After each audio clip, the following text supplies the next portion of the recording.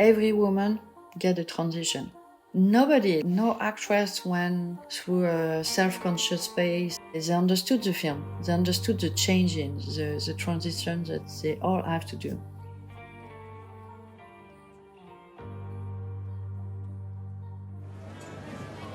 Ya no sé quién es Manitas. Y sí, pienso en ello. Carla Sofia Gascon is fierce, she's sexy, she's loud, she's funny, and she is there. Carla was really enthusiastic. She took all this work with a lot of fun. We did 2 different proposals for her face. The nose, to transform her as a man. Tried the beard, we tried the mustache. They went for 70s narco style. And Jacques said, Manitas is not scary enough. So I was like, what can go with it? And I thought about Mickey Rourke in The Wrestler.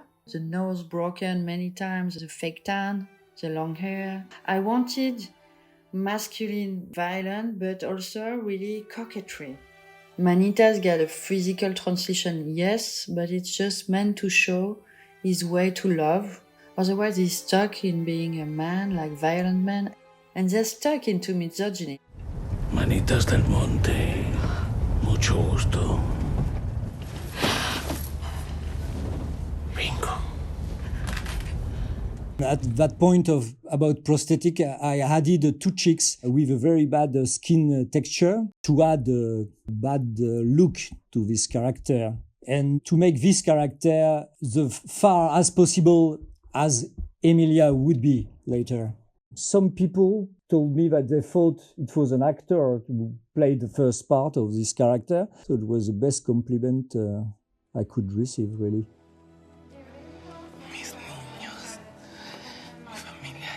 The spirit of this character reappears time to time in her eyes also. Que si cuando dices que los niños van a vivir con nosotros, te refieres a ti y a tu pinche padrote. ¿Mi padrote? This mean spirit is still somewhere hidden behind this beautiful woman in the dark. It's not only Carla who gets the big transition, Rita too. ¿Cuánto tiempo más agacharé la cabeza? She is a black woman who works a lot. She's really smart, she got everything, but she got this glass ceiling. And we had to express this. So we tried to trash her natural beauty and elegancia, and we had to put prosthetic on body and to pin her hair to, like bushy eyebrow. If we could find it some little crack in her skin, Zoe is so used to be amazing. But she went for it. And to be presented this way, I thought it was so bold.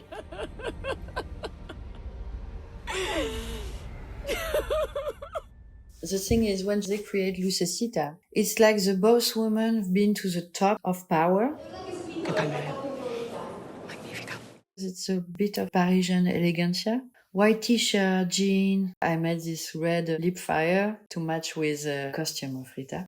Because what they say is really rebellious. They are playing, they're dancing, but they are saying like fire.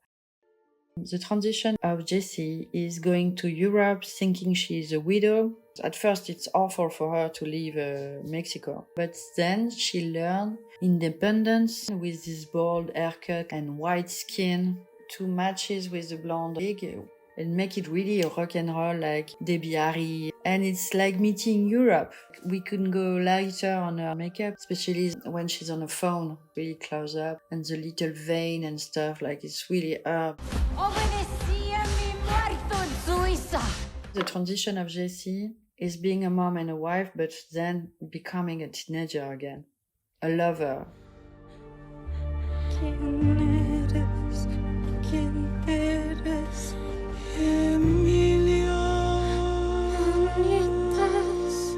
And that's what I find beautiful at the end is EMILIA, she's telling the truth, so Jessie can understand her life now. For this scene, it's a lot of rebirth, a lot of texture, a lot of blood. I made her as human and sweat as she can be. Make it so physical that the death's gonna make her eternal, clean. She's a mom, she's a madonna, she's a giver, she's a woman. This film was acting like a very wild animal. So we had to adapt always.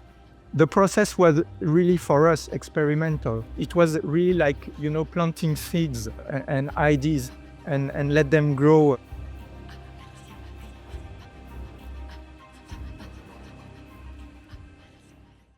We had production tracks, we had ADR takes and playbacks. And each song is a kind of a puzzle of many sources. The balance was found in editing. We used a lot what we called in French parler chanter, spoken song. We did record Rita and the surgeon in ADR to make the transition as seamless as possible between their dialogue and the song. You better change your mind. You better change your mind. Your mind. Your mind. Micamino was different because they are singing in a karaoke mode.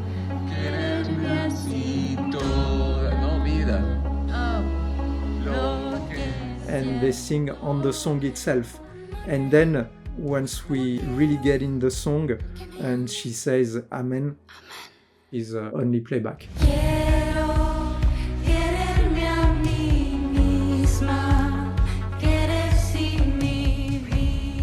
And I love doing that, really switching from source music to score music. It brings so much emotion.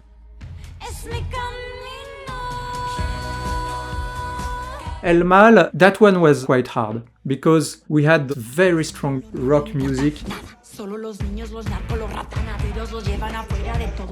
And to get all those movements from Rita, to preserve intelligibility, to make Rita's voice stand out, that was difficult.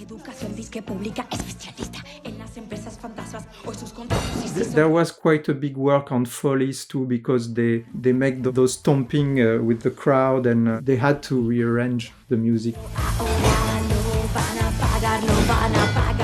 I love El Trio, where the three characters are speaking on the phone, they go mad.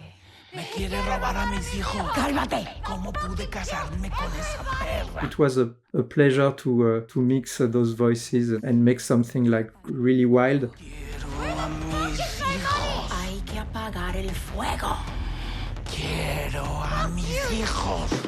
All we had to do is to reflect the character's emotion. We were obsessed by that. I love that scene when they're in Emilia's house in Mexico with Jesse and talking about manitas, and it's a very quiet scene. They just talk. ¿Duró mucho tiempo? ¿Por? Era demasiado intenso. I love it because there's a presence and an intimacy in their voices. It's a kind of, in matière, an organic fabric, their voices. And it says everything behind the words themselves. But I love when there are only a few elements. Buenas noches. We didn't want to be spectacular. We really tried to ensure that everything was natural and simple. The film was just finding itself in the combination. You have days, you have nights. The night comes with the end of something very dark. And then you have the sunlight, the hope that everything will be fine. That was the normal rhythm of day and night that takes place in the film.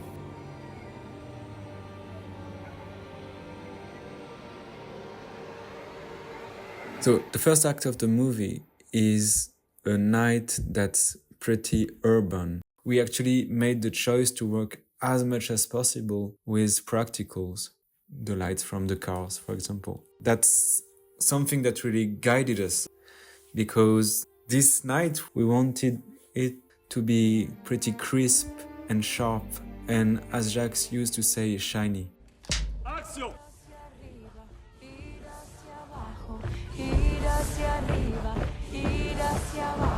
The street markets in Mexico are really something in terms of light. You have these very strong bulb lights. We actually imported them from Mexico for our market scene. where you have sometimes flare, you also always have a very strong highlight in the frame. Each and every one of them had a Bluetooth receiver, so we could control those lights and we could actually light the actors in real time.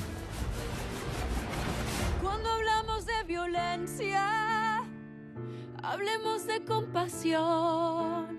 And then you have the sunlight that kicks in for the first time when Emilia wakes up after the operation. We see her feeling joy for the first time, and for her it was like the end of a long night of being stuck into this role of the cartel leader she had become, and she actually didn't want to be.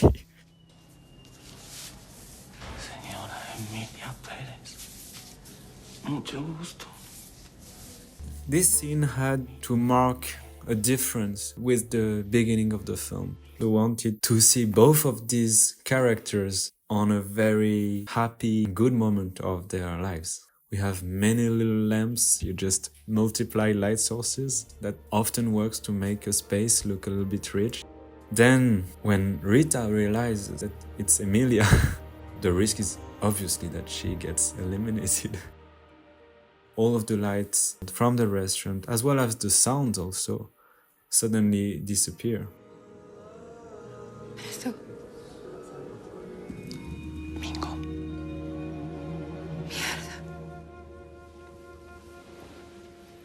The main idea, it was like that suddenly it's just between them two, and then it's only faces on a black background.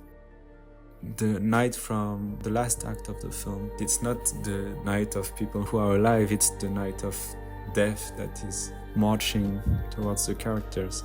When Rita is building her army, you just can see them through a window, and it ends with a long zoom going from wide to the face of Rita, and the music is made by the clicks of the gun.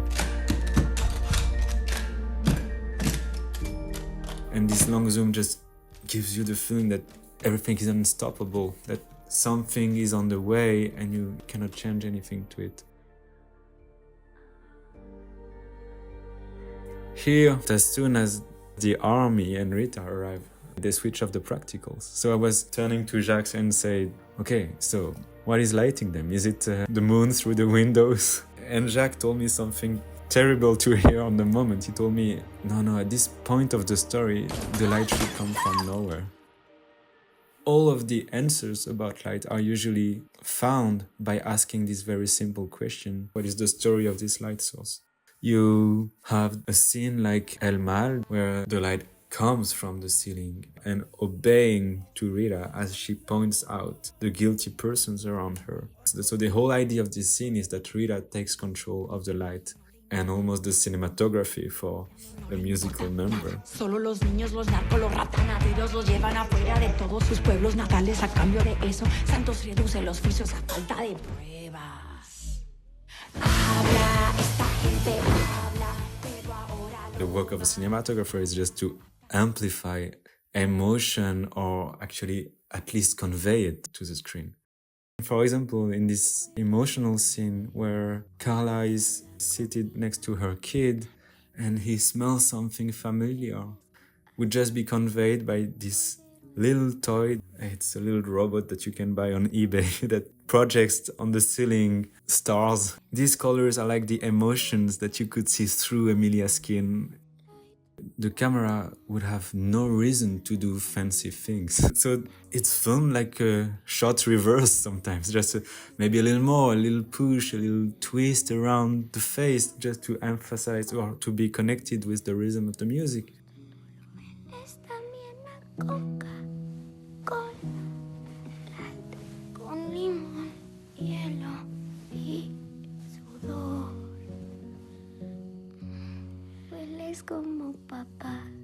I'm always anxious when I start a movie because I always have the feeling, oh no, this one I won't be able to do it. It's my first musical and it was well prepared and well done, so it was rather simple.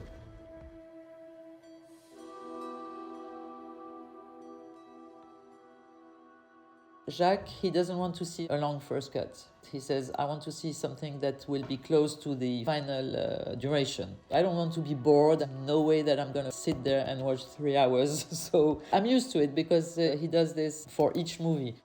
We've known each other for so many years. We trust each other. I like to be by myself to get familiar, cut your scenes, mess up. I like it because then I will be more secure when he'll arrive in the cutting room. ¿Cuánto tiempo más estaré mi talento? ¿Cuánto tiempo más? Me haré para nada. Que tienes que ganar. Que tengo que ganar. Que tienes que perder. Que tengo que perder. The choreography had been rehearsed lots of times. Zoe is very, very precise. So I just sticked to what had been shot. And I tried to take the best takes, obviously, but that was it. The scene that changed the most, I think, was vaginoplasty. This one changed until the end. Men to woman, or woman to men. Man to woman. From penis to vagina. It's a tricky scene, this one, because it was a bit too much, and at some point it became too ironic and too kitsch, maybe. It's a comedy scene. She's like in the supermarket of surgery. So this one was a bit difficult to balance. This one was more tricky than El Mal. I would say in this scene the main concern were the extras, because they weren't all dancers.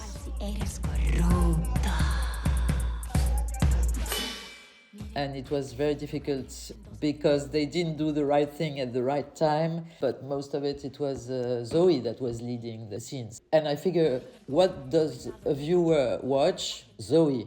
And Zoe was perfect. Los campesinos págale al cartel bombón, ya están sentados en tu pinche trono.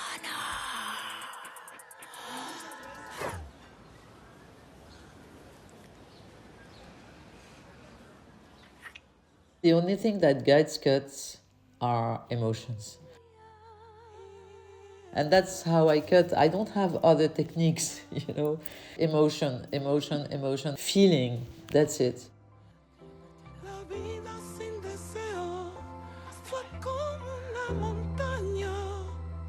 Ahora mi deseo me lleva a un río. Estoy enamorada.